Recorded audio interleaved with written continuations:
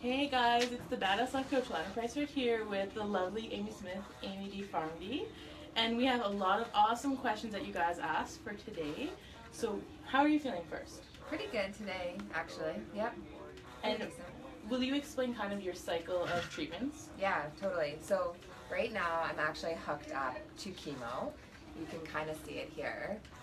So every day I come in, and this in the green bag here is chemotherapy. It's just covered in a green bag because it's sensitive to light, so they just cover it with a bag to protect it from light. And this other bag is just hydration, so this is just normal water.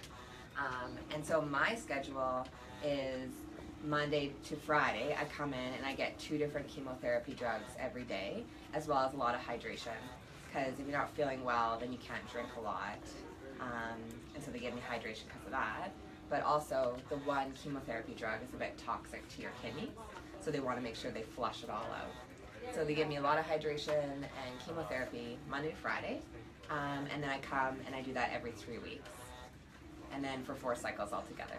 But everyone in here is different. Some people come once a week, some people come every 3 weeks for just 1 day, so everyone's a bit different. So it's just depending on the type of cancer? Yeah. Okay, cool. Totally.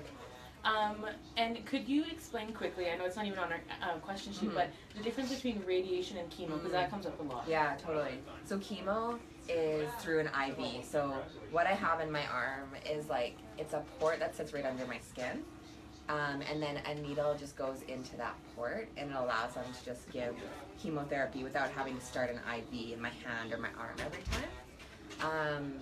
So that's kind of chemotherapy. It's usually an IV or an injection, whereas radiation is actually radiation beams, right? So like rays of radiation. I obviously don't work in radiation, so I don't know it as well, but it's actually targeting tumor or a site where they think the cancer will come back. So it might be in your chest, or it might be in your pelvis, or it might be in other areas like your head or your neck, and they're actually targeting a site with actually radiation beams.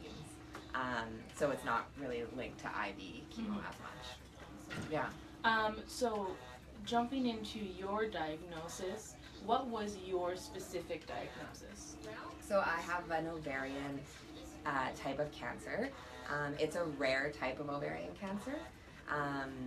Because I'm younger, that you kind of would expect that. So that's mine still fits into an ovarian malignancy. Yeah. And what were the signs and symptoms of your specific case? So I get asked this question a lot, and I think it's a really good question that women and people need to talk about, because ovarian cancer is really tricky when you try to figure out the signs and symptoms and how to detect it. And I really wish I had a better answer to share with people, but it really wasn't that obvious, the signs and symptoms. The main symptom I had was heartburn or acid reflux. I had really bad acid reflux, and so I did what you would do if you had heartburn. I took Tums and I took Zantac, and it was related to foods, so I did that. And then after a little bit of time, I had some distension, but really mild. And what even threw me off more was we had gone to Italy for 2 weeks and ate pizza and pasta and drank wine multiple times a day for 2 weeks. And then I started getting these symptoms. So I was like, well, we were in Italy for 2 weeks. What do you figure? You just got a little fatter. But then what set me off was when I was just mildly distended, but when I touched it or pressed on it, it was really quite tender. And so I had never had that sensation before. Even when I was bloated, it wouldn't be tender. And it really didn't fluctuate. So when I was bloated, it would fluctuate up and down with meals or nighttime or stuff like that. And this was just a constant level of distension. So I went to my GP right away, who then thought I was pregnant. We really would have been in trouble drinking wine for 2 weeks. But I knew I wasn't pregnant. And so then things kind of went quickly from that point on. But really the signs and symptoms were really not that obvious. Yeah. Yeah. So if you're just joining in, because we see a lot of people on our feed, if you have any questions, feel free to ask them as we go along. We're going to do it in 2 segments, so we'll finish this one up, take a break, look at your questions, and then come back. Also, we're here with the lovely Amy D from me, and she's allowing us to do this in her during her chemo treatments. So if you have any questions, just pop them down below. We have Mark over there checking it out every once in a while. Oh. What was your most surprising Side effect? Sorry, I wrote it in like pharmacist abbreviation. Yeah, like, SE, yeah. What was your most? Yeah.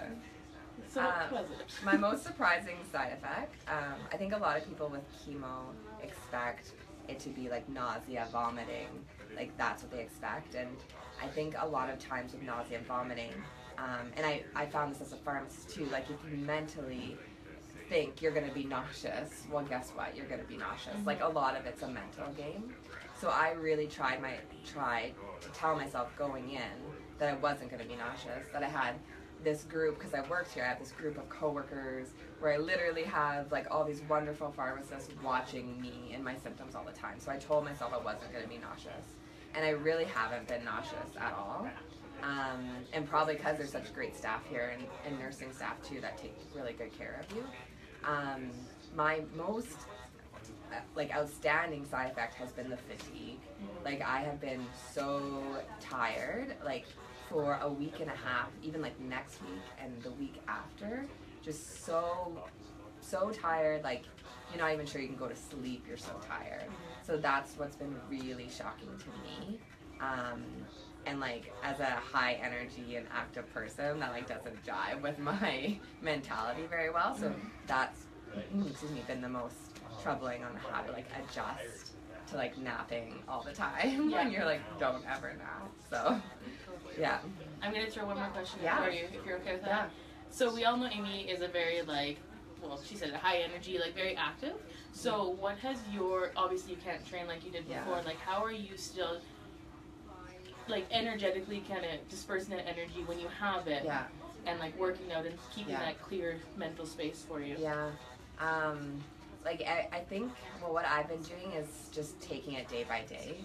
And I can usually tell by like noon if it's going to be a day where I have any energy at all, or if I have zero energy. So usually on my good days, I try not to overdo it. I try to pick like just one thing that I want to do that day, or just a couple small things I want to do, and I'll do those things.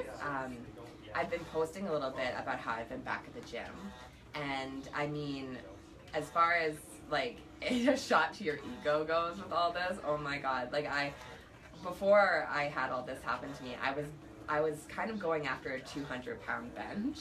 I benched a PVC pipe like last week in the gym because I was like, had this port in my arm, I feel so tired, I'm like, I'm just gonna bench this PVC pipe and see how it goes. And because I have a big incision from where they removed the tumor, I can't even get my legs down on the ground. So like all of my training is adjusted, and mainly my act of going to the gym right now is to like be around that community, like be around those people, to hear like those gym noises are really comforting to me. So that's my main act, is just to go and be in that environment. And then I usually do like my physiotherapy exercises, and then mess around with a PVC pipe or a women's bar. I'm not really back at my general activity level, but if I'm just going out and moving my body at all, that's kind of been my goal, is just to move my body at all. I love that. Yeah. Move your body. Yeah. Alright, so we're going to take a quick break. We'll look at the questions, and if you have more, keep posting them, and we'll be back in about 20 minutes? Yeah, sounds okay. good. Awesome. See you guys soon.